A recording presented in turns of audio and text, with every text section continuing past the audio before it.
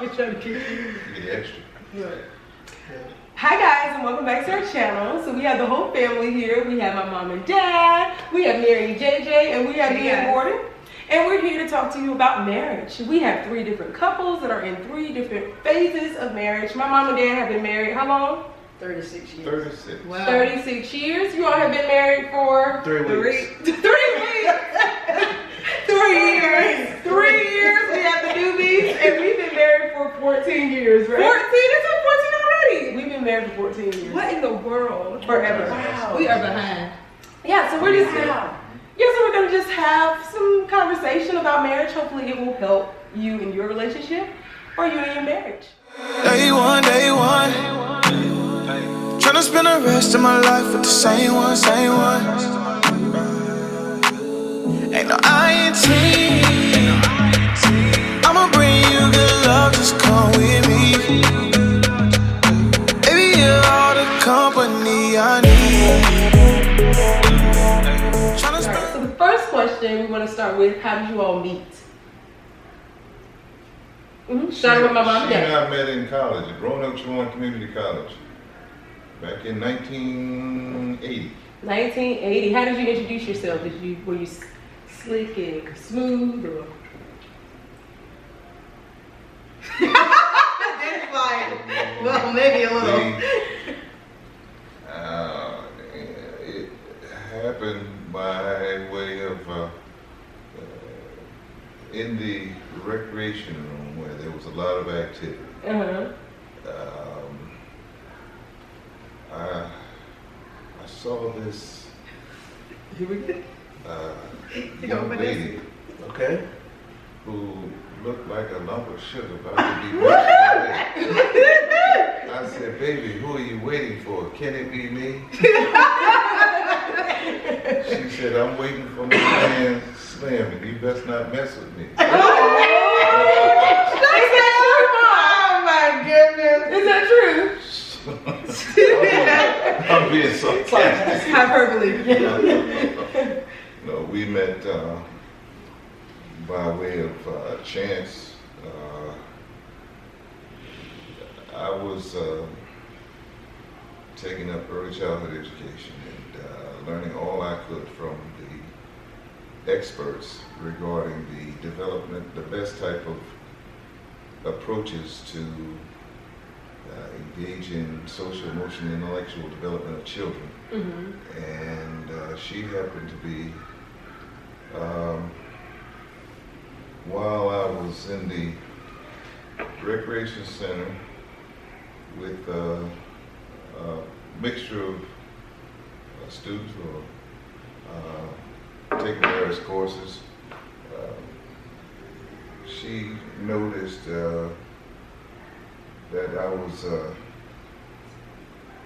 playing a game that I wanted to engage in this week, ping pong, and everybody that came up there to the table was getting crushed, and I guess that was drawing a little attention to me, which I wasn't trying to procure. And she noticed some young ladies who were sitting next to me, going and coming, and she would make it her business to saunter on by and kind of bowl her eyes. She tried to get your attention. Yeah. Probably had some nice skinny jeans. We call that peacocking, Pop. You know, when they put their feathers out, you know, that's to get the attention of a mate. You know, that's called peacocking. I thought the male was the peacock. The male, you're right. Most beautiful. Same principle. Okay, but it's in reverse. Oh my God, peacock. Okay. Well, she did that. And you've been together ever since, right? Exactly. To make a long story short, yes, we have. That's beautiful. Beautiful. Yes. 60. So now you gonna tell our story. I need some So you all met in college.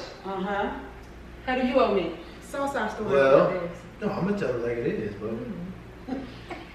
Just as probably many millennials and young folks nowadays, how they meet. Unfortunately, they don't meet that way. You guys met.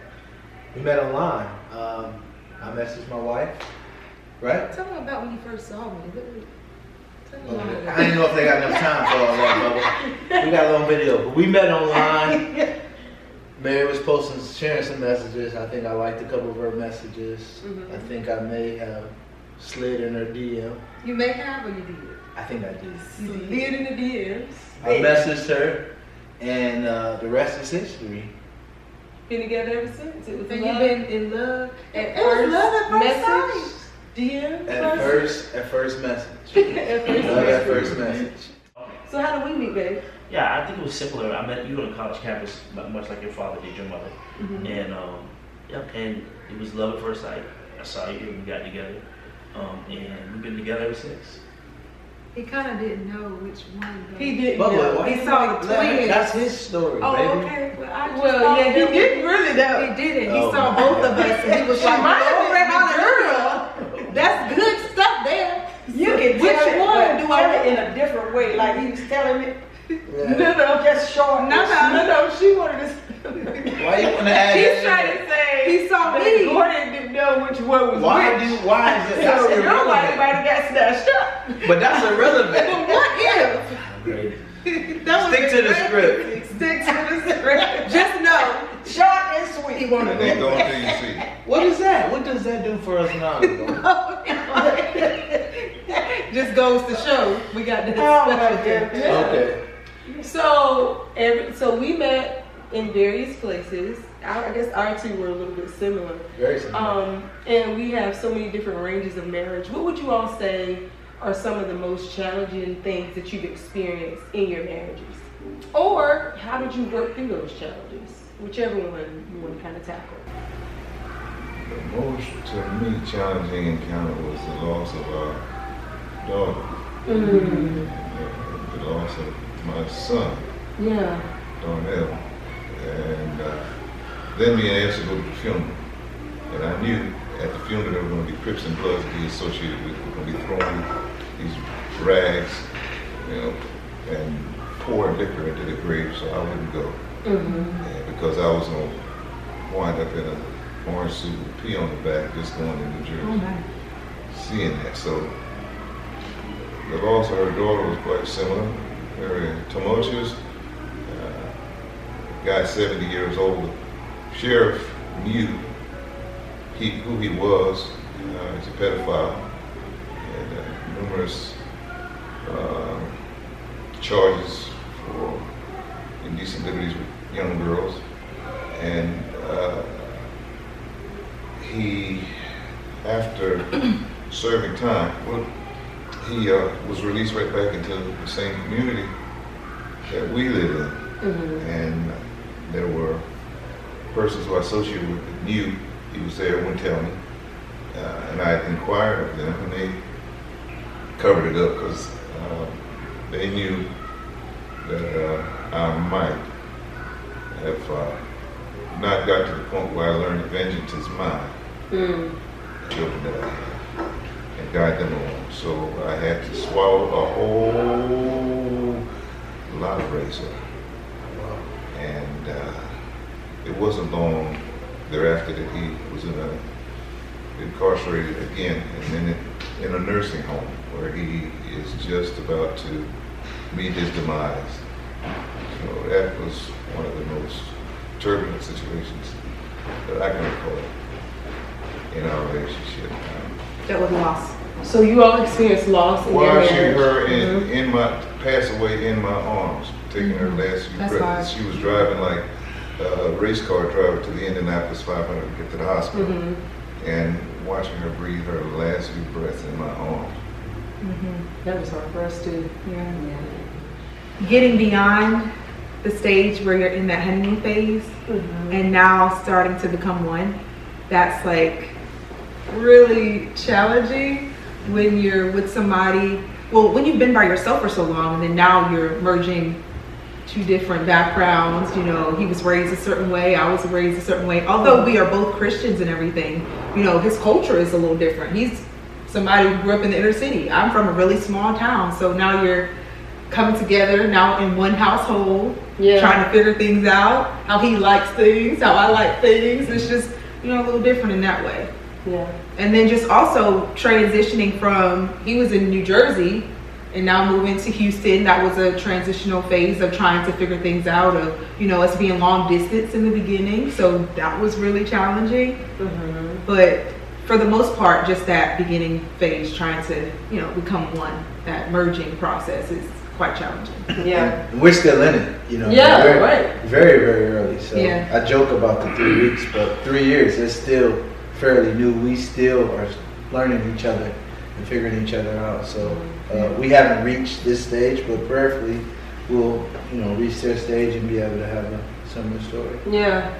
I think I would agree as far as like merging those ideals, perspectives. Yeah. Because I might see something a certain way or think it should go that way, and Gordon sees it completely different. So the two becoming one, whether you're in the beginning phase or you're 14 in long term, years, it's challenging. Would you say that? Nah, I would say for me, man, the longer that I'm married, it's just the changing of people. You know, when you marry, people change every 2 years. You marry one person, and then 3 years later, the same person you married that likes certain things or responds to certain things a certain way, they're not the same person. They respond differently. They've evolved. They've changed. And in 14 years, I would say 14 years and 5 children. It's just a lot of changes in a person. And you know, right when you think you learn one person, they change into somebody else. And so just that ebbs and flow of having to then shift once you get locked in, then you got to change, and just this constant changing, you know, with the changes. That's been a huge challenge. Because sometimes you settle into a person, you say, you know what, this is who they are, and this is how they work. And then once you think you figure out how they work, you're like, oh no, that's not who they are. That's not how they work. And then now you got to start afresh again. And so that can cause a lot of frustration. Sometimes you can think you're losing in the marriage and you're behind all the time. Sometimes you can feel like you just give it up, like, man, I can't catch up. But through time, we go back to it. But I think to his point, in order to help with that, you have to consistently be a learner. So you have to study your partner consistently to see, you know, what they like, what they dislike, how they respond in certain situations. So being a consistent learner will help, you know, that whole process. So it's a little less challenging. And I think one of the main challenges is having those unrealistic expectations. Yeah, so that marriage, was a part of it for me too. Right, going into marriage, we have this perspective based on like these movies that we watch, Fairy tales, hopeless romantics, you know, and we just kind of lean more towards thinking that in marriage it should be that way, or even watching my parents' marriage and, you know, seeing certain things that happen as far as like the roles of each individual, and then you kind of take that into your marriage and feel like that's the way it's supposed to be. But I guess in every marriage you have to start fresh with a clean slate and, you know, recognize, like what you all said, who this individual is, and there may be some shifts as they evolve, and just be a learner in the process. Absolutely. So we talked about the challenges, and you said that one of the solutions for that would be to be a consistent learner. But what else could be a solution to those challenges? How did you all work through the loss of your child? We saw that there was, in spite of how bad things at times look, God can take bad situations. And we saw how safety nets and guideposts were set in place by God for you and your sister as deterrents to taking the same path that you took.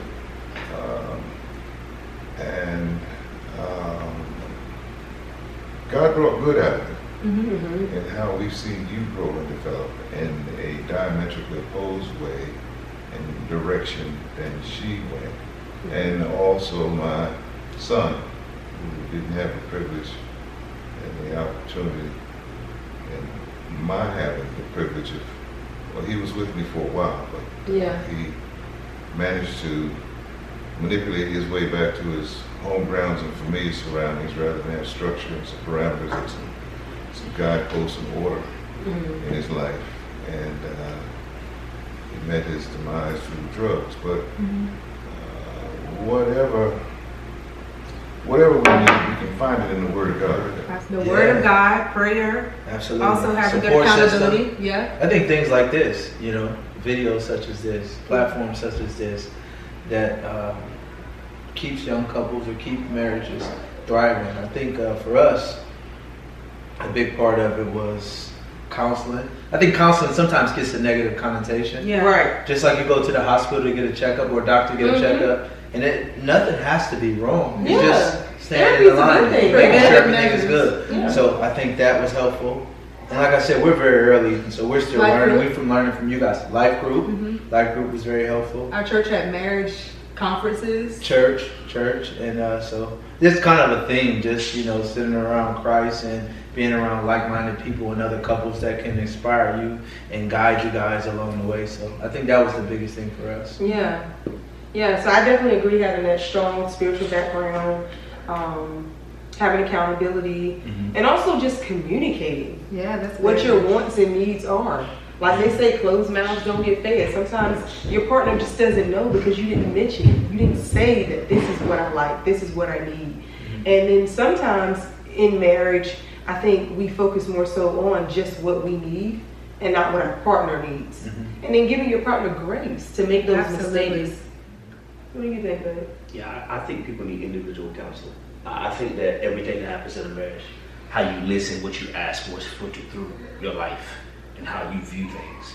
And I think that when people even go to counseling together, I think that you won't get anywhere in marriage counseling together if you don't have a proper perspective of owning your own stuff and knowing what you carry, knowing who you are. So I think one of the first things all couples should do is individually, apart from together, go and sit down with somebody and start surveying your heart and your mind and your upbringing, so that when you start to give grace, when you start to ask for things from your spouse, when you start to observe, it won't be clouded by lenses that are just filthy with your stuff. I just think that's really important. And I think that will set the stage for anything else that you do. Yeah. And paired with talking to a counselor. Yeah, you got to talk to God. You got to take it to God. You need to see what His perspective is and what His will is for your marriage and in the situations that you face and the challenges. So the next question is going to be, how do you keep your marriage spicy? How do you keep your marriage spicy? How do you keep it exciting? Dating regularly. I think that's important. We often think that you date prior to marriage, but after marriage is the most important time to date. Right. Even after kids, you should be dating. Once the kids are out of the house, you should be dating. Finding ways to do different things. Spontaneity. That's what I was gonna say. And then also the 5 love languages. Figuring out what your partner truly loves and how they receive love. Figuring out what that is for you. You guys having those conversations and actually leaning into that. Not trying to love them how you want to be loved, but allowing them the opportunity to share, how they would like to be loved, and then doing that. Ma, how would you say you keep it spicy? How do you keep it spicy? Oh my God. Just doing things for your man. Yeah. Because I feel like if you don't do things for him and he does things for you, I mean, you got to keep it going. And I think it's good what she said, not just as the woman expecting for the man to do everything for you, because we also think, he's supposed to surprise us. He's supposed to, provide us with gifts, shower us with all this love and affirmation, and then he's depleted. We're not pouring into his cup. Right. We have to also do have to also fuel. Right. Yeah. And treat them as, what did you say you call daddy? King. Yeah. Treat him like he's a king. We want to be treated like queens, so we have to and he called me queen. I mean, you have to do that for each other in the morning. Right. You used to call me queen.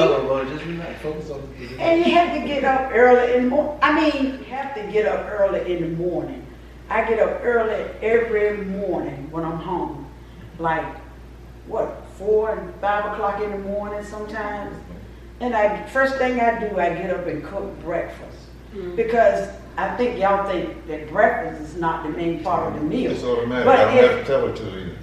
But if you get up and started cooking breakfast for your man, he will feel so much better. That's a close knit too. I like By that, getting You preaching now.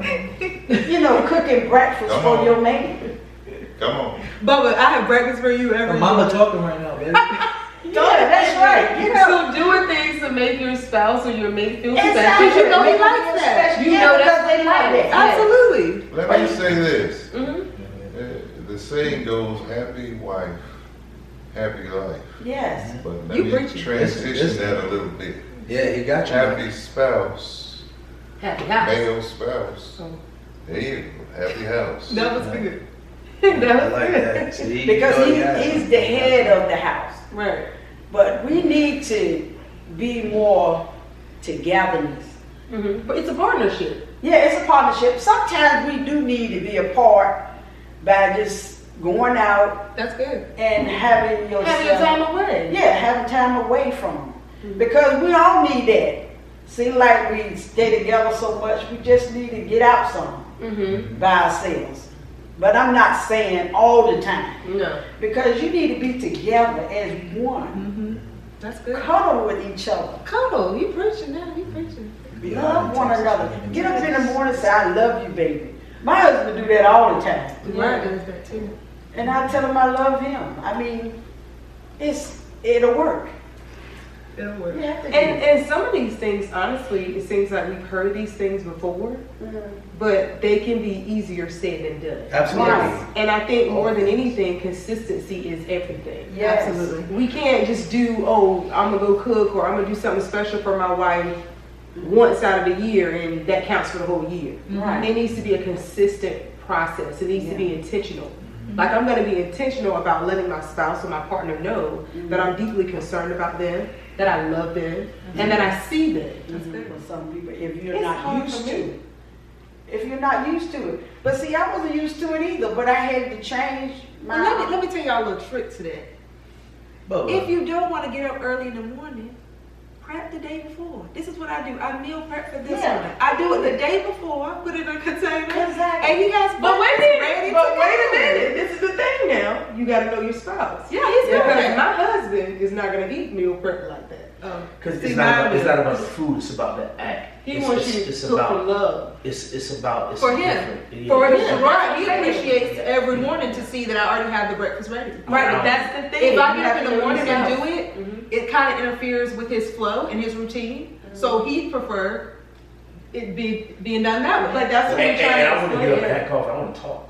I want Yeah. to spend time. I want to talk to you. I want to spend time. I want to, like, the mornings of that type of space would be that type of space. Every marriage wouldn't fit into one box. Yeah, So you have it's to all cater based on your spouse. And that goes back to what you were saying about communication. So understanding each other. And some G touched on, and Mary mentioned it a little bit about like the love languages that like as individuals within marriage, we are constantly changing. So my love language today may not be my love language 2 years from now, for a year from now. So like you said, constantly studying and Watching. communicating and learning from each other, I think is vital. So the communication and just, interacting with each other to see what's best for them. Yeah. Like she said, we all don't fit into one box. That's right. I don't know, man. I think that you gotta separate what you do from what your spouse does.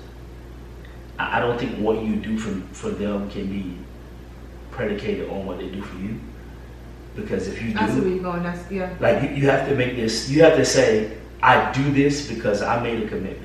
Because I love you. I'm in covenant with you. I made a commitment to the Lord, and these are the principal things that I make a commitment to make marriage successful.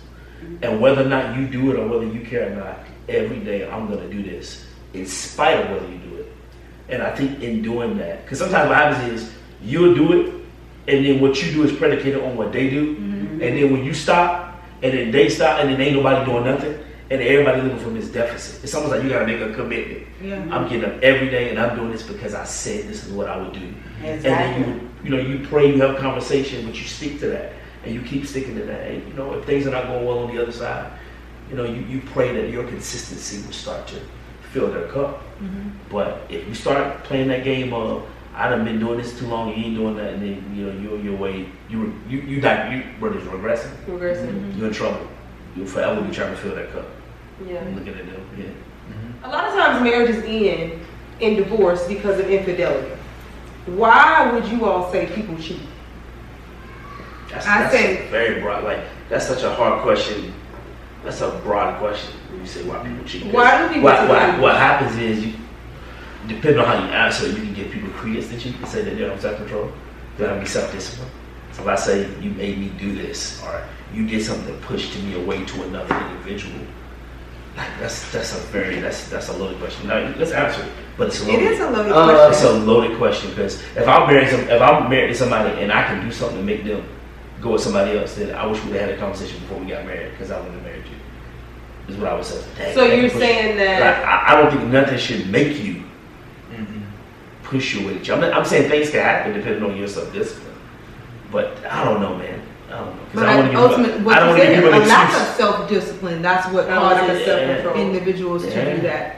Yeah. And not having a strong relationship with God, and then sometimes having a relationship with God, if you're not consistently dying to flesh and going to him every day about everything, especially regarding your marriage, then you become weak. And now you're allowing the voice of the enemy to talk to you, things that are maybe happening amongst you and your spouse that isn't going your way. You know, you start to see somebody else that's more appealing. Maybe they affirm you a little more, or where there's a deficit, that person feels that. So now you're looking to this other person versus going to your partner and communicating those needs to them. You're allowing that other person to fill that slot. So then that becomes, another person filling that void, and you start to become more attracted to what you're missing in your marriage. Right. 80-20. You can go to the other person and you can go get the 20%, and then once you get in that for a while, you be missing something. I just feel like, I love what you said, Mary. Like, marriage is it's a death. Yeah, every day. It's sacrifice. You gotta die to you. You give your life to Christ. It's a death. All right, boom. I'm giving everything up. I'm dying to myself, my flesh. Lord, I'm following you. Then you get married. It's another death.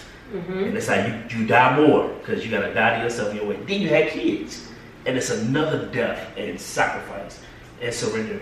And I think that if you stay surrendered absolutely. If you stay surrendered and the Lord is your source, then you will draw from Him, and you won't be pulled to the left or right for anything. Because some spouses look to their spouse to fill a void, and it was never meant for them to fill a void. I agree. Only Christ can do that. And when you start looking to that man or that woman to feel something in you, you're gonna lose. So, you're gonna lose. You should be complete before in Him, and you're gonna cheat because they can't do it. No man can ever fill that void. He's fallible. So maybe a lot of times people cheat because they're looking to the wrong source. Absolutely.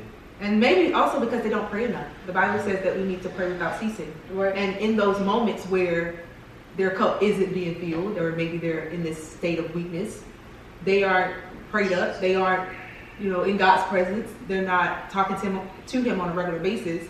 So they allow themselves to get to that place where, they don't have much in their cup. And so somebody else is coming along and doing the things, saying the right things, all that stuff. And it's like, you're forgetting to pray because you're in your flesh. You're focused on that. Yeah. But is it okay? How not can I frame this? Yeah. Is it okay for a partner to neglect their spouse? Absolutely not. And cause them to have those potentially wandering thoughts? They're not causing it. Not necessarily that they're causing it. I'm trying to figure out how to frame it. But that's why I say in the beginning, you have to make sure that you're consistently being a learner. You're consistently studying your partner. So if you're getting to a point where you're just like, oh, well, I've gotten this person now. I feel like you should be as a woman or as a man, sometimes we get to a place where we have the person, we got the ring on our finger. Yes, you did all this courting in the beginning. You pursued your partner, and now that you have them, you get comfortable. So who gets over the man or the woman? No, both. Sometimes it could be the woman, sometimes it's the man. But you cannot get comfortable. You have to consistently go back to God. Okay, and this, like Gordon was talking about, okay, after 2 years, this person has evolved, they've changed. You're going back to God and saying, okay, God, help me to see this person through the lens of Christ. Help me to continue to love them better and better each year. You have to consistently be doing that. Let me study them to see what their needs are. And if I'm not able to meet this in the current state of my life, God is able to help me through it. So you have to consistently do that. You have to help. Especially if you're loving somebody, especially if you started off giving somebody everything. And you were like gun-ho and you lived to eat, ate, breathe, and slept them in the beginning. And then once you get married and other responsibilities come up, that person's category of what love and pursuit is everything being about them every waking moment. And they're like, no, that was what love was, what got me, right? And you're not even going close to that to keep me in. And life comes up. For a woman, kids. For a woman, she don't care about kids. For a man, kids, career, disappointments. You know what I'm saying? It can be something that really pulls away. So are we saying that complacency is not necessarily caused by you not liking the person anymore? It's just life and obligations and just. And then sometimes you don't like them. Sometimes you end up not liking them. Yeah, we all don't like our spouse sometimes you get in a place where you're like, you know what? This person right here, I don't like this person. Very true. Whoever this is not a person that I like. Singles out there, they change into somebody I don't like. Yeah, if you're coming into marriage thinking that you're gonna like the person all the time, every day, no, that is not true. That is a horrible perspective to have. Ups and downs. Yeah, absolutely. Kind of like we talked about the other day, yesterday we were together, like it's bigger than you and I. Oh, it's like right. We talked about so good, yeah. So the commitment was, if it was just about you and I, it'd be easy. But like you said, this was a three-chord strand. So it's us and God. So if it was just about you and I, maybe it'd be easy. So because our commitment to God allows us to stay and overcome and endure much more than we could ever just. It was about us. And that's why I don't see how marriages make it without God being I in the don't center. either. I have no idea. Because you have nothing. It's impossible. holding you together. It's impossible. It's because impossible. you gotta keep God first. You don't keep Him first. Marriage is about covenant. It's about commitment. It's about family. Marriage is about, and we talked about this yesterday. You have to mirror the kingdom. Absolutely. Being with somebody through their worst. Absolutely. Seeing them through if we would ask couples who've been married 30, 40, 50 years, could you tell me a little bit about your spouse, the worst version that you saw? They wouldn't even open their mouth. Because that worst person is a person they don't even want to talk about. But they made it through. And they they evolved and they stuck it out and they held through and they kept God in the center. And they got to the silver lining. Because some seasons come and it gets That's dark. all it is, a season. Yeah. It's a season. But some people don't make it past What do you all that think season. about that, being that you've been married for so long? I'm going to say boldly that I have gone out and gotten hamburger as a deterrent to you all making a similar move like that. Because the Bible says an open confession is good for the soul. And when you look at that hamburger, things that you don't have many times that are presumed to be gold, all that appears gold is not. It's just that the grass seems greener on the other side. You find out how much damage to the other party that has occurred emotionally, and how it's more painful than almost death. And the only thing that can eradicate that is to ask God to take that desire away. Absolutely. That's good. Make me a better person, and to take the balance of my life to make my spouse the happiest person on the planet. Now, most persons won't openly admit, but I'll boldly admit that I went out and got some hamburger, and then I realized what You have steak at home.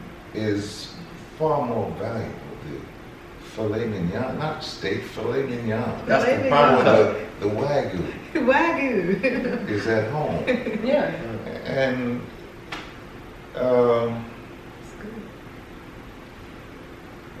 So like I those- said, learning is lifelong. Right. And if, people say, well, Jesus didn't, when the Bible says Jesus was tempted, some people say, well, Jesus didn't pay no attention to that. you're not tempted by that which you pay no attention to. Jesus was tempted, and so we're tempted. Mm-hmm. There are those who think, well, marriage is going to be blissful and happy. Marriage is loaded with ups and downs, Right. hills and valleys. But while some things are, I said before, damaging, they're enriching. You learn something from all experience. And once you put your hand on the fire, you taste that poison and see the damage, you learn. Mm-hmm. Don't go back there anymore. Mm-hmm. So I hope you got something out of it. That's good. Yeah. That was good. Thank you. When I try to. And I don't care what you think. Even when Facts. I don't know what you think. Yeah. Facts. Yeah. Yeah, but we tend to have that perspective that when we get married, that it's just going to be the solution for everything. Everything's going to change. Our lives are just going to be, so blissful, and we're just going to be on an all-time high. But in life, everything is going to happen in a season. There are going to be some seasons to where, the flowers are blossoming, everything's going perfect, but then you have those seasons of winter where you gotta, you go into hibernation and things just change. Mm-hmm. As does marriage, as does our life. But that's why God's grace is sufficient, and it's gonna carry us through whatever we face in marriage. So in order for a lot of what we're facing in marriage to shift, or for those problems that we might have to be solved, we have to take it to God. We have to have God at the center of what we're doing. And make allowances for each other's faults. Right. I used to read that scripture whenever Gerard and I would have our difficult moments. And I used to hate it. God would always send me there, make allowances for each other's faults. Yeah. Because I feel like I didn't have enough. I thought, I'm a gracious person. I'm patient. God had built that patience in me. Mm-hmm. But then when things would happen and I'd see, things happening that I didn't expect, I'm like, Jesus, I don't know what this is. I don't know what's going on. But God just kept reminding me, you have to make allowances for his faults. And just get to a place where you're not seeing him from this idealistic standpoint where you just think he's perfect. And, God, you come into this marriage and you think the person is already the way God wants him to be. But God is molding and shaping each of you. Right. Not just, God is making me a better wife, but he's also teaching him how to be a better husband. He didn't have an example necessarily around him. He comes from a single family home, so that's another factor. So you also have to pay attention to who your mate is, their background, their culture, the different things that they grew up being around, and talk to God about those things. God help him so that he'll know how to lead, how to be an amazing husband, how to eventually, when we have kids, be a great father. You have to consistently, as a wife, for your spouse, pray for your partner. Mm-hmm. Those areas of need. Don't shy away from telling God about the smallest details. Tell him about everything. Right. So. And not just being the hand and feet for Jesus or of Jesus to other people, but for your spouse. Mm-hmm. They need to see him through you. We hope this discussion was very helpful. We hope that you gained some tools and some tips and some gems that will help you in your relationship. And until next time, love you guys. Bye. Day one. Tryna spend the rest of my life with the same one.